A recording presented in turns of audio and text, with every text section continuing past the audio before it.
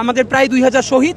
আমরা এই ঘোষণাপত্রে হতাশ। আমরা প্রত্যাশা করছি, সরকার আমাদেরকে বারবার আশ্বস্ত করেছে যে সকল মানুষের প্রতিনিধিত্ব করতে পারে এমন একটা ঘোষণাপত্র হবে।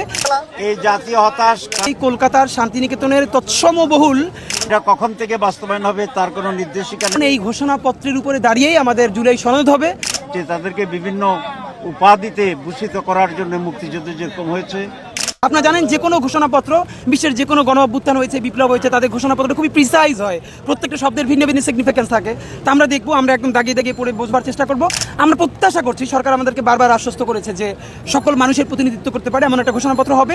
আমরাও বলছি না যে এটা এই মানুষকে বেশি স্বীকৃতি দিতে হবে, কাউকে দরকার নাই। যে নতুন বাংলাদেশ বিনির্মাণের আকাঙ্ক্ষা, ওই আকাঙ্ক্ষার বীজটা থাকলেই হলো, এটাই আমরা চাই। আমরা যেহেতু এখন পর্যন্ত টেক্সটটা দেখি নাই, সুতরাং এই মুহূর্তে তো রিয়াকশন দেওয়া কঠিন, বাট আমরা যেটা বুঝতে পারছি সেটা হলো এই আজকে যদি ঘোষণাপত্র যেটা সাংবিধানিক স্বীকৃতি সহ হয় এবং সেই ঘোষণাপত্রটা যদি বাংলাদেশের 18 কোটি মানুষের কণ্ঠস্বরের প্রতিনিধিত্ব করতে পারে, তাদের কণ্ঠস্বরের প্রতিধ্বনি হয়, তাহলে এটা হবে আগামী 100-200 বছরের বাংলাদেশের শ্রেষ্ঠ অর্জন। কারণ এই ঘোষণাপত্রের উপরে দাঁড়িয়েই আমাদের জুলাই সনদ হবে এবং সেই জুলাই সনদের নিরিখে আমাদের নতুন বাংলাদেশ বিনির্মাণের একটা জার্নি শুরু হবে ইনশাআল্লাহ। কিন্তু আমরা যেটা বলেছি, এটা কোনোভাবেই কলকাতার শান্তিনিকেতনের তৎসমবহুল এই যে জনগণের কোনো ধরনের সংযোগ ছাড়া যেই ভাষা, সেই সংযোগহীন ভাষায় করা যাবে না। এটা আম জনতার 18 কোটি বাঙালি মানুষের, বাংলাদেশিদের ভাষায় করতে হবে, সহজতে হবে। যেই রিক্সা শ্রমিক, যেই ভ্যান চালক, যেই সবজিওয়ালা রক্তের মধ্যে জীবন দিয়েছে, তারাও যেন এই ঘোষণাপত্র পড়ে বুঝতে পারে, যেন এই ঘোষণাপত্র পড়বার জন্য আবার নতুন করে এখন যেরকম বাংলাদেশের সংবিধান পড়বার জন্য যারা বিসিএস কোচিং করে, তারা সংবিধানের জন্য আবার অনেক ক্লাস করতে হয় শুধু তার ভাষানো, তা আবার তার টিকা টিপ্পণী। আর আমেরিকার কনস্টিটিউশন হলো ওটা ট্যাক্সি ড্রাইভাররা পড়েও বোঝে।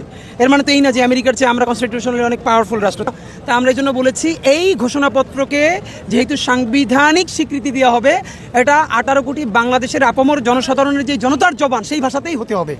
এখানে কোনো ডান ঘরানা, বাম ঘরানা, মাদ্রাসা, স্কুল, কলেজ, বিশ্ববিদ্যালয় একক কোনো স্বীকৃতির দরকার নাই। মহান সৈনিক আমাদের প্রায় 2000 শহীদ, আমাদের অগণিত আহত এবং সকল বাংলাদেশের মানুষ একটা ইনসাফের ঘোষণাপত্র করতে হবে। এটা যেন কোনো ব্যক্তি, কোনো দলের প্রতিনিধিত্ব না করে, সমগ্র বাংলাদেশের প্রতিনিধিত্ব করতে পারে, এটাই আমাদের। যদি এমন হয়, এই ঘোষণাপত্র আমরা বুকে জড়াই ইনশাআল্লাহ নতুন বাংলাদেশ বিনির্মাণের স্বপ্ন দেখব। আর যদি দেখি সেটা 71-এর কোনো বাকশালী মুজিববাদী সংবিধানের মতোই আর একটা কিছু হয়েছে, তাহলে আমরা জনতাকে সাথে নিয়ে প্রতিরোধ করে তুলব। আমরা এই ঘোষণাপত্রে হতাশ, এই জাতীয় হতাশ। কারণ এই ঘোষণাপত্রে সংবিধানের প্রিএম্বলে স্থান দেওয়া দরকার ছিল এবং এটা 5 আগস্ট থেকে এটা বাস্তবায়ন করবে বলে আমরা শুনেছিলাম, ধারণা করেছিলাম। কিন্তু এটা কখন থেকে বাস্তবায়ন হবে তার কোনো নির্দেশিকা নেই।